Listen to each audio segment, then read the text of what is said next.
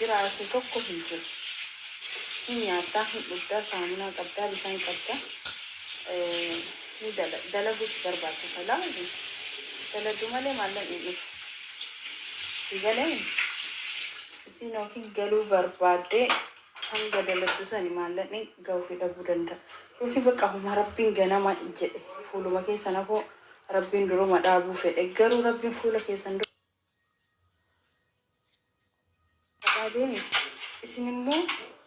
akka waan rabbii harka qabattanii deemtanii wayii hin godhatina. Isin eegattanii hin murteessinaa isin jedhan bakka yoo kennitaniif kennaafi sadaqadhaa rakkoon qabu. Sadaqaan abbaamitti sadaqatanirraa namaa qaybalamtii mire yoo hin kennine immoo jechuudha.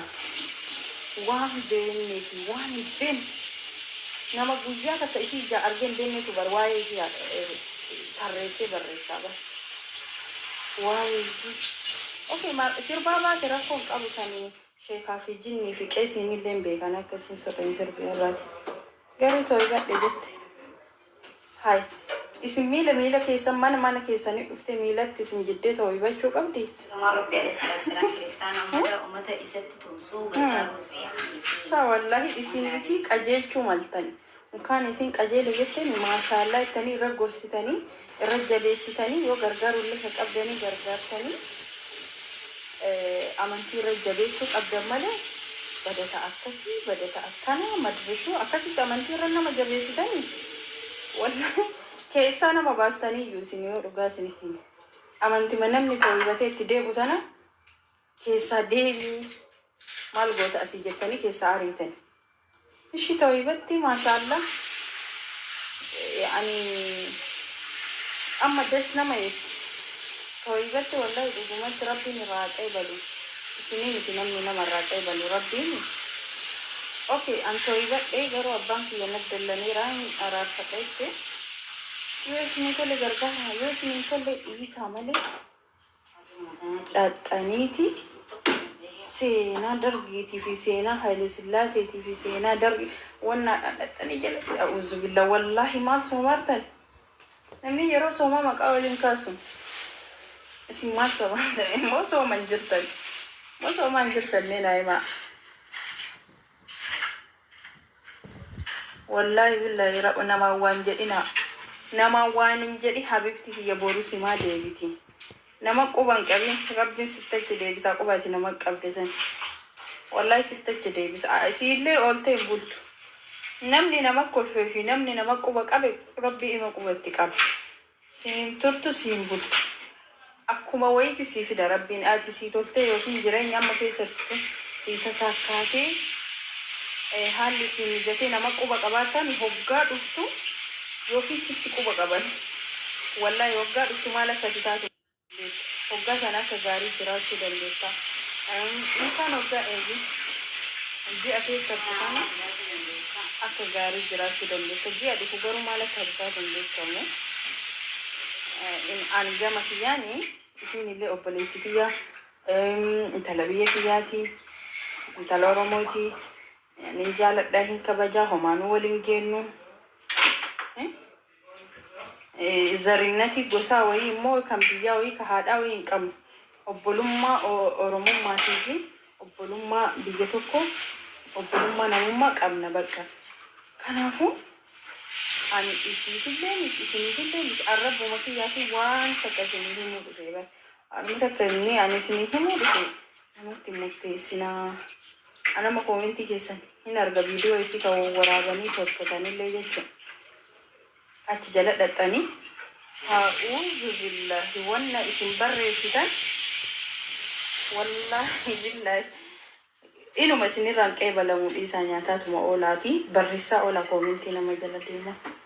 isin galteena hin dararamina lafa qullatti waan asitti dararamaa oltu deemtee cubbuu koomentii namaa jala teettee barreessaa ooltu koomentii ati barreessitu san nama meeqa dhaqee dubbisan argita. Komenti achi jala ati katabde deemte dagatte ati barreessite kutte garuu banii meeqatu komentii kan keessan laala dhaqee digattee komentii keessan banii aadam hundi dhaqee laalti awwanni isin jedhu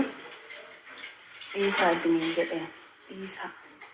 ani gama kiyyanu beeliibii kana dhufuuyyuu በጣም ነው የሚያስጠላኝ ምክንያቱ kama ani isin hin geenne kama maqaa keessan hin beenne kan dhalachuu keessanoo isin quban qabne isin immoo arraba fanaa barreessitan jettanii jireenya kiyya jiraataa raami nama wal quban qabu sawalaala isin ifne biyaa galle eeshi mee maali wal laqqabnee waan hamaa fanaa barreessitan mee maali wal geennee waan hamtu dhuftee ana jala barreessitan Esen nabeetti naar mana kiyya dhuftee na wajjin nyaattee dhugdeerta moo amala kiyya beetteeti moo maalitti nabeettee zanni hagasii fudhatta maalitti nabeetti koominti ani itti rifadhu fiddee barreessitanii maalitti beettanii koominti namni itti rifadhu amma koominti badaa wayyoo ati dhaxxee nama jala barreessite namni itti sii gammada seeta wallaahi akkuma abbaan sun dubbisee itti sii rifatu rabbillee irra sii galmeessa sii galeeni Arras egal mes. Kanaafuu koomenti kanaan sanuu bar osoo nama biraa ta'e በጣም ነው እንትን ግን ከዲጃ መዲና አሻ ሮዛ ጅኒ ጃንካ ዲርንጁ ዲር ኮሜንት ነው ማንበረሱ ዲራ ጀሎ አከቤራ yotaate malee jechuudha wallahi dhiira jalloo akka dubartii dhiira bakka dhiiraa hin oolle sinigatee dhiira bakka dhiirri oolu hin oolletu dhaqee koomentii jallo dubartoota jala barreessa malee dhiira fakkaatu koomentiin barreessitu nama wallahi hin barreessitu boonaadhaayu bakka argettu hin dhaabbatu dhiirri boonaan bakka argettu hin mudhatu bakka argettu maqaa isaan hin dubbifamu sinigaltee bakka argametti amma fakkeenyaaf jaarsa kiyya fakkeenya isin yaa godhu koomentii namaan barreessu bakka isan galchine dhaqeen dhaabbatu yaani abbaa mana hiyya ta'ee fi miti beekuu dandeetta isinillee wallaahi girrigirri kun barbaadu kun bakkuma anuu girrigirri namaa yoo mana keessa taa'ee dhageeffadhu qannasi yookiin mana raachisi dhageeffadhu nan jedhan jaalatu gubbu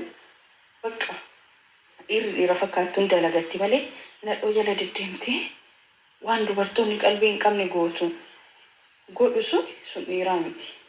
dhiira bokbaaqaadha bakka dhiira bokbaaqaa yoo isiniin jedhu dhiira hanqisa dhalate hanqisa osoo ji'a 9 guutiin ji'a 6ffaa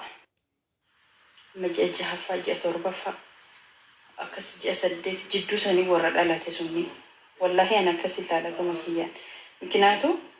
dhiirri jabaan dhiirri kabajaa qabu dhiirri sabboonaan dhiirri boonaan dhiirri bakka fedhetti maqaa isaa akka ka'uun barreessu bakka argee koomentii dhaqee astaayitillee namaaf hin kennu bira kuta yoo akkama waan kolfisiistu